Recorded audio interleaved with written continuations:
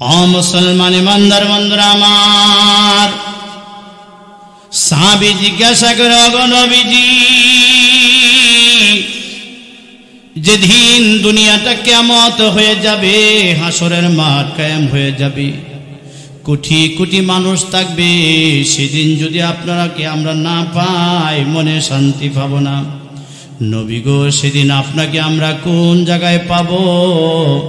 নবীজি সাল্লাল্লাহু আলাইহি সাল্লাম কয়, ও সাহাবী, তোমরা তিন জায়গার এক জায়গাতে আমাকে পাইবা।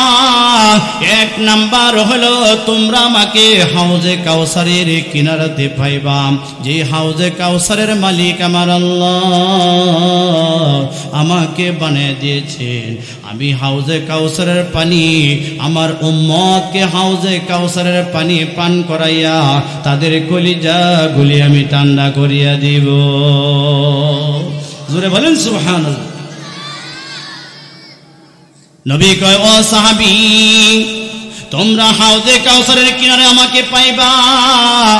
দ্বিতীয়ত, তোমরা আমাকে মিজানের পাল্লার কিনারেতে পাইবা। আমি মিজানের পাল্লার কিনারে আমি দাঁড়ায় থাকবো। আমি দেখব যে আমার কোনো উম্মতকে মিজানের পাল্লায় তার আমল নামা ওজন দেওয়ার পরে তাকে জাহান্নামে দেওয়া হয় কিনা, আমি তা দেখবার জন্য মিজানের পাল্লার কিনারেতে দাঁড়ায় থাকব। নবী কয়, ও সাহাবী, তিন নাম্বার, তোমরা আমাকে ফুলসিরাতের ফুলের কিনারেতে পাইবা। এই ফুলসিরাতের ফুলটা হবে 30,000 বছরের রাস্তা। যে ফুলটা হবে হীরার চাইতে দার, চুলের চাইতে চিকন, অমাবস্যা রাইতের চেয়েও অন্ধকার হবে। প্রত্যেকটা মানুষ এই ফুলসিরাতের ফুল পাড়ি দিয়ে কেউ জান্নাতে যাবে। এই ফুলসিরাতের ফুলের নিচেই হলো জাহান্নাম। যারা বদকার হবে তারা কাটিয়া টুকরা টুকরা হয়ে জাহান্নামের মধ্যে পড়িয়া যাইবে। নবী কয়, ও সাহাবী, আমি ফুলসিরাতের কিনারাতে দাঁড়ায় থাকবো। আমি দেখব যে আমার কোনো উম্মত ফুলসিরাতের পুল পার হওয়ার পরেও তাকে জাহান্নামে দেওয়া হয় কিনা। নবী কয়, ও সাহাবী, এই তিন জায়গার এক জায়গাতে আমাকে পাইবা। ও মুসলমান ইমানদার বন্ধুরা আমার, কঠিন এমন কিয়ামতের দিবসে সমস্ত নবীগণ সিজদায় পড়ে কাঁদতে থাকবে, উম্মতের কথা ভুলিয়া যাইবে। সবাই বলবে, ইয়া নাফসি ইয়া নাফসি, আমাকে বাঁচাও, আমাকে বাঁচাও। শুধু আপনি আমার নবী, বিশ্ব নবী জনাবে মুহাম্মদুর রাসূলুল্লাহ সাল্লাল্লাহু আলাইহি সাল্লাম বলতে থাকবে, রব্বলি হাবলি উম্মতি, মাবুদ গো, আমার উম্মতের কি অবস্থা, আমার উম্মতকে বাঁচাও। এমন কঠিন কিয়ামতের দিবসে মহান রব্বুল আলামিন সমস্ত নবীদেরকে ডাক দিয়া বলবে, আদম নবী থেকে ঈসা নবী পর্যন্ত সমস্ত নবীদেরকে ডাকিয়া বলবে, ও নবীরা, যাও যাও, তোমরা জান্নাতে চলে যাও। তোমাদের তো কোনো দোষ নাই, তোমাদের কোনো গুনাহ নাই, তোমাদের কোনো অপরাধ নাই, যাও যাও, তোমরা জান্নাতে চলে যাও। এই নির্দেশ পাওয়া সঙ্গে সঙ্গে আদম নবী থেকে ঈসা নবী পর্যন্ত সমস্ত নবীগণ তারা দৌড়ে জান্নাতের গেটে চলে যাইবে। জান্নাতের গেটে যায়া দেখবে জান্নাতের গেটের মধ্যে তালা লাগানো। আদম আলাইহিস সালাম ডাক দিয়া বলবে, ও জান্নাতি গেটের প্রহরী, তুমি কি শুনো না, আল্লাহ বলছে আমরা জান্নাতে যাইবার জন্য জান্নাতের গেটটা একটু খুলো না, কোনো আওয়াজ আসবে না, জান্নাতের গেট খোলা হবে না। এরকম ভাবে ঈসা নবী ডাক দেয়া বলবে, মুসা আলাইহিস সালাম ডাক দেয়া বলবে, সমস্ত নবীগণ ডাকতে থাকবে, কিন্তু জান্নাতের গেট খোলা হবে না। যখন সমস্ত নবীদের নাম বলা শেষ হয়ে যাবে, জান্নাতের গেটের প্রহরী ডাক দেয়া বলবে, কত নবীর নাম শুনলাম, কত নবীর নাম শুনলাম, কিন্তু একজন নবীর নাম তো শুনতেছি না। ওনার নাম যতক্ষণ না শুনবো জান্নাতের গেট খোলার কোনো পারমিশন নাই। তিনি হলো বিশ্ব নবী জনাবে মুহাম্মদুর রাসূলুল্লাহ সাল্লাল্লাহু আলাইহি ওয়াসাল্লাম। জোরে বলেন আল্লাহু আকবার। ও মুসলমান ইমান বন্ধুরা আমার, জান্নাতের প্রহরী বলবে, জান্নাতি গেটের প্রহরী কবে, কত নবীর নাম শুনলাম, আদম নবী থেকে ঈসা নবী পর্যন্ত কত নবীর নাম শুনছি, কিন্তু একজন নবীর নাম তো শুনতেছি না। তিনি হলো সর্বশেষ নবী, বিশ্ব নবী জনাবে মুহাম্মদুর রাসূলুল্লাহ সাল্লাল্লাহু আলাইহি ওয়াসাল্লাম। উনার নামটা যতক্ষণ না শুনবো জান্নাতের গেট খোলার আমার কোনো পারমিশন নাই। জোরে বলেন সুবহানাল্লাহ। ও মুসলমান ইমানদার বন্ধুরা আমার, ফেরেশতারা দৌড়াই আমার নবীর কাছে যাইবে, নবীর কাছে যাইয়া বলবো, গো নবীজি, আদম নবী থেকে ঈসা নবী পর্যন্ত সমস্ত নবীরাই জান্নাতের গেটের সামনে দাঁড়ায় রয়েছে, আপনি যতক্ষণ না যাইবেন জান্নাতের গেট তো খোলা হবে না। নবী গো, আপনি সর্বপ্রথম জান্নাতের গেট দিয়ে আপনি ঢুকবেন এবং আপনি জান্নাত উদ্বোধন করবেন। জোরে বলেন সুবহানাল্লাহ। আমার নবী ডাক দিয়া বলবে, ও ফেরেশতারা তোমরা শোনো, আদম নবী থেকে ঈসা নবী পর্যন্ত কোন নবী জান্নাতের গেটের সামনে দাঁড়ায় রয়েছে এটা আমার দেখার কোনো বিষয় না, এইটা আমার দেখার বিষয় না। কিন্তু আমার দেখার বিষয় হইল আমার কোন উম্মত এখনো হিসাব দেওয়ার বাকি আছে কিনা। আমার কোনো একটা উম্মত যতক্ষণ পর্যন্ত হিসাব দেওয়ার বাকি থাকবে আমি নবী জান্নাতের ভিতরে পা রাখবো না। জোরে বলেন আল্লাহু আকবার। ও মুসলমান ইমানদার বন্ধুরা আমার, মা দয়ার নবী, মায়া নবী বলতে থাকবে, ও ফেরেশতারা, আদম নবী থেকে ঈসা নবী পর্যন্ত কোন নবী জান্নাতের গেটে দাঁড়ায় রয়েছে এইটা আমার দেখার বিষয় না। আমার দেখার বিষয় হলো আমার কোন উম্মত হিসাব দেওয়ার বাকি আছে কিনা। একটা উম্মত যতক্ষণ পর্যন্ত হিসাব দেওয়ার বাকি থাকবো আমি নবী জান্নাতের ভিতরে পা ঢুকাইব না। জোরে বলেন সুবহানাল্লাহ। ও মুসলমান ইমানদার বন্ধুরা আমার, কিতাবের মধ্যে আসছে এই মুহূর্তে আল্লাহর নবীর একজন উম্মত আসবে, সেই উম্মতের আমল নামায় মিজানের পাল্লার মধ্যে ওজন দেওয়া হবে। মিজানের পাল্লায় যখন ওজন দেওয়া হবে দেখা যাবে তার নেকির পাল্লা হালকা হয়ে গেছে, বদির পাল্লা ভারী হয়ে গেছে, জাহান্নামী ডিক্লিয়ার হয়ে যাবে।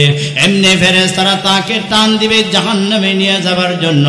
আল্লাহর নবী ডাক দিয়ে বলবে, আপনি আমার নবী বিশ্ব নবী জনাবে মুহাম্মদুর রাসূলুল্লাহ সাল্লাল্লাহু আলাইহি সাল্লাম ডাক দিয়া বলবে, ও ফেরেশতারা তারে কোথায় নাও?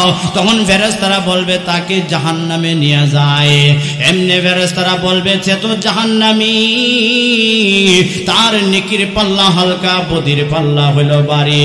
আল্লাহ বলছে সে জাহান্নামী, তাকে জাহান্নামে নিয়ে যাবার জন্য আসছে। এমনি আপনি আমার নবী বিশ্ব নবী জনাবে মুহাম্মদুর রাসূলুল্লাহ সাল্লাল্লাহু আলাইহি সাল্লাম বলবে, ও ফেরেশতারা আমার সামনে আমার এই উম্মতের আমলনামা একবার ওজন দাও। এমনি ফেরেশতারা বলবে আমাদের হাতে এত সময় নাই, আমাদের হাতে এত সময় নাই, ওজন দেওয়ার মতন সুযোগ সময় নাই। এমনি আল্লাহ রাব্বুল আলামিন ডাক দিয়া বলবে, ও ফেরেশতা আমার হাবিব যতক্ষণ পর্যন্ত অনুমতি না দিবে তোমাদের এক কদম সামনের দিকে আগাইবার সুযোগ নাই। এমনি ফেরেশতারা আল্লাহর নবীর সেই উম্মতের আমলনামা মিজানের পাল্লার মধ্যে আবার ওজন দিবে। আবার ওজন দেওয়ার পরে দেখা যাবে নেকির পাল্লা হালকা, বদির পাল্লা ভারী, জাহান্নামী ডিক্লিয়ার। এমনি জাহান্নামের ফেরেশতারা তাকে টান দিবে জাহান্নামে নিয়ে যাবার জন্য। আমার নবী বলবে, ও ফেরেশতা একটু দাঁড়াও দাঁড়াও। সঙ্গে সঙ্গে কিতাবের মধ্যে আসে আমার নবী বিশ্ব নবী জনাবে মুহাম্মদুর রাসূলুল্লাহ সাল্লাল্লাহু আলাইহি সাল্লাম এক riwayat-এর মধ্যে আসছে আমার নবী পকেট থেকে একটা কাগজের টুকরা বাহির করবেন। কাগজের টুকরাটা বাহির করে মিজানের পাল্লার মধ্যে রাখিয়া দিবেন। আর এক riwayat-এর মধ্যে আসছে আমার নবী শাহাদাত আঙ্গুলি মিজানের পাল্লার মধ্যে রাখিয়া দিবেন।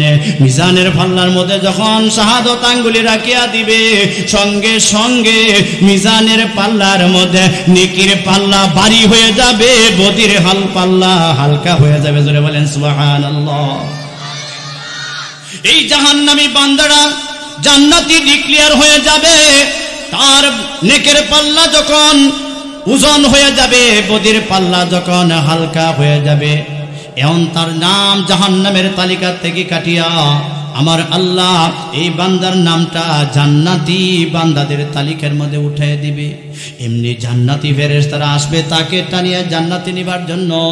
তখন সেই নবীর উম্মত বলবে, ও ফেরেশতা দাঁড়াও, আমি জান্নাতে যাব না, আমি জান্নাতে যাব না। ফেরেশতারা বলবে, কি আশ্চর্য ব্যাপার, মানুষ যদি জান্নাতের ডিক্লিয়ার পায়, মানুষ তো জান্নাতে যাইবার জন্য পাগল হয়ে যায়, তুমি কেন না করো? জান্নাতে যাইবা না, তুমি কেন না করো? তখন সেই নবীর উম্মত বলে, ও ফেরেশতারা দাঁড়াও, আমি একটা নেকির জন্য আমার মার কাছে গেছিলাম, কিন্তু আমার মা তো আমাকে সন্তান বলিয়া পরিচয় দিল না। আমার বাবার কাছে গেছিলাম একটা নেকির জন্য, আমার বাবা আমাকে সন্তান বলে পরিচয় দিল না। আমার ভাইয়ের কাছে গেলাম, আমার ভাই আমাকে ভাই বলে পরিচয় দিল না। আমার বন্ধু আমাকে বন্ধু বলে পরিচয় দিল না। আমার স্ত্রী আমাকে স্বামী বলে পরিচয় দিল না। আমার আদরের সন্তানেরাও আমাকে বাবা বলে পরিচয় দিল না। ও ফেরেশতা দাঁড়াও, এমন অন্তিম মুহূর্তে আমি জাহান্নামী ডিক্লিয়ার হয়ে গেছি, এমন অন্তিম মুহূর্তে আমার এত বড় উপকার কে করেছে, তার পরিচয় যতক্ষণ আমি না জানবো আমি জান্নাতে যাইব না। ও মুসলমান ইমানদার বন্ধুরা আমার, সঙ্গে সঙ্গে আপনি আমার নবী, বিশ্ব নবী জনাবে মুহাম্মদুর রাসূলুল্লাহ সাল্লাল্লাহু আলাইহি সাল্লাম উম্মতকে ডাকিয়া বলবে, ওগো আমার উম্মত, তুমি কি আমাকে চিনো নাই? তুমি কি আমাকে চিনো নাই? উম্মত বলে, আমি চিনি নাই। আমার নবী কইবে, আমি হইলাম আখিরি নবী, বিশ্ব নবী মুহাম্মদুর রাসূলুল্লাহ সাল্লাল্লাহু আলাইহি সাল্লাম। আমার নবী বলবে, রে আমার উম্মত, তুমি যখন জাহান্নামী ডিক্লিয়ার হয়ে গেলা, আমি দাঁড়ায় দাঁড়ায় চিন্তা করতেছিলাম আমি এই মুহূর্তে তোমার কি উপকার করতে পারি, আমি তোমার জন্য কি সুপারিশ করতে পারি। তুমি যে দুনিয়াতে তাকিয়া আমার উপরে দরুদ পড়তা, তুমি ওয়াজ মাহফিলে যাইতা, হুজুররা যখন দরুদ শরীফ পড়ার জন্য বলতো, তুমি যখন বসিয়া বসিয়া দরুদ পড়তা, যা ফেরেশতারা দায়িত্বে নিয়োজিত ফেরেশতারা এই দুরুদের সওয়াবগুলি আমার কাছে পৌঁছায়া দিত, আমি এইগুলি জমা করে রেখেছিলাম। আজকে দেখলাম যখন তুমি জাহান্নামী ডিক্লেয়ার হয়ে গেছে, এই অন্তিম মুহূর্তে আমি নবী তোমার এই দুরুদের সওয়াবগুলো তোমার আমল নামার নেকির পাল্লার মধ্যে রেখে দিয়েছি। এই কারণে তোমার নেকির পাল্লা ভারী হয়ে গেছে। যাও যাও আমার উম্মত, যাও, তুমি চিরদিনের জন্য জান্নাতে চলে যাও। জোরে বলেন সুবহানাল্লাহ। এখন আপনারা আওয়াজ দিয়ে বলেন, এই যে নবীর উম্মত জাহান্নামী হয়ে গেল, জাহান্নাম থেকে কেউ কোন উসিলায় বাঁচে গেছে? একটু আওয়াজ দিয়ে বলেন, জোরে বলেন না, কোন উসিলায় বাঁচে গেছে? দুরুদ যে পড়লো, এই যে আপনি আমি যে আজকে দুরুদ শরীফ পড়লাম, কেউ আসলেন পড়লেন না, যারা না পড়তেন, তাইলে কি আমরা দুরুদ পড়িয়ে কি আমরা লাভবান হয়েছি, ক্ষতিগ্রস্ত না আমরা লাভবান? জোরে বলেন। যারা পড়ছে না হেরা কি ক্ষতিগ্রস্ত হয়েছে কিনা? জোরে বলেন। তাহলে দুরুদ শরীফ বেশি বেশি পড়বেন তো, দুরুদ শরীফ বেশি বেশি পড়বেন। আপনি শুনেন, যদি কোনো ব্যক্তি নবীজি সাল্লাল্লাহু আলাইহি সাল্লাম কয়, মান সাল্লা আলাইয়া আশরান ফি আউয়ালিন নাহার ওয়া আশরান ফি আখিরিন নাহার নালাতহু শাফাআতি ইয়াউমাল কিয়ামা। আমার নবী কয়, যে ব্যক্তি আমার উপর দিনের শুরুতে 10 বার দুরূদ শরীফ পড়বে, দিনের শেষ ভাগে আমি নবীর উপরে 10 বার দুরূদ শরীফ পড়বে, নালাতহু শাফাআতি ইয়াউমাল কিয়ামা, তার জন্য আমার নবীর সুপারিশ করা ওয়াজিব হয়ে যাবে। জোরে বলেন সুবহানাল্লাহ, আরো জোরে বলেন সুবহানাল্লাহ। তাহলে কি দুরূদ যে এই যে আমলটা যে করবেন, এই আমলটা কি খুব বেশি কঠিন? জোরে বলেন মনে কঠিন। আর আজকে যদি এই যে আমি দুরূদের কথাটা বললাম, এই কথাটার উপরে যদি এই আমলটা যদি আপনারা করেন, আমার এই সবকটার উপরে যদি আপনারা আমল করেন, পর্দার আড়ালের মা বোনেরা আছে, আপনি আমি প্রতিদিন সকালবেলা 10 বার, বিকালে 10 বার সংক্ষেপে পড়বেন সাল্লাল্লাহু আলাইহি ওয়াসাল্লাম, সাল্লাল্লাহু আলাইহি ওয়াসাল্লাম। এই দুরূদটা আপনি সকালে পড়বেন 10 বার, বিকালে পড়বেন 10 বার। যদি এই প্রতিদিন যদি এই আমলটা আপনি আমি করতে পারি, আপনি আমার নবী, বিশ্ব নবী জনাবে মুহাম্মদুর রাসূলুল্লাহ কয় না লাতহু শাফাআতি ইয়াউমাল কিয়ামা, আমি নবী, তাদেরকে সুপারিশ করা আমার জন্য ওয়াজিব হয়ে যাবে। জোরে বলেন সুবহানাল্লাহ। পর্দার আড়ালে মা বোনদেরকে বলে যাই, আপনারা এই আমলটা করবেন, এটি একদম সহজ আমল। এই একটা আমলের উসিলাতে হইতে পারে আমরা নাজাত পাইতে পারি, ঠিক কিনা জোরে বলেন। আমি রাত ভরা ওয়াজ করলাম, আপনি কোনো আমলই নিতে পারলেন না, এই ওয়াজে কোনো লাভ হবে না। আমি আপনাদেরকে আমার আলোচনা শুরুতেই আমি আপনাদেরকে একটা সবক দিলাম যে আমরা প্রতিদিন 10 বার দুরূদ পড়ব, সকালে 10 বার, বিকালে 10 বার, সকালে 10 বার, বিকালে 10 বার, 20 বার যদি দুরূদ শরীফ পড়ি, আল্লাহর নবী কয় নবী আপনি আমার জন্য সুপারিশ করা ওয়াজিব হয়ে যাবে। জোরে বলেন সুবহানাল্লাহ। তবে আরেকটা কথা বলি, আমার মনে হয় এই পর্দাটা মনে উঠাই দিতে হবে, যে অবস্থা মানুষের দম আটকে দেবে, তেমনি আটকাইছেন। হ্যাঁ, তবে আপনারা একটু সামনের দিকে আগান। খালি আলোচনা মাত্র শুরু হয়েছে, প্যান্ডেলের যে অবস্থা, এত শুরু করে প্যান্ডেল কেন বানলেন? মানুষ তো কষ্ট হবে, এই দিক দিয়ে মনে বাড়াই দিলে। আচ্ছা, আপনারা একটু কষ্ট করে, এই দিক দিয়ে জায়গা আছে, আপনারা উঠে উঠে দয়া করে আপনারা এই দিক দিয়ে একটু আসেন, পিছনে ভাইদেরকে জায়গা দেন, জায়গাতে এখনই হইতেছে না, পরে এই অবস্থাটা কি হইব?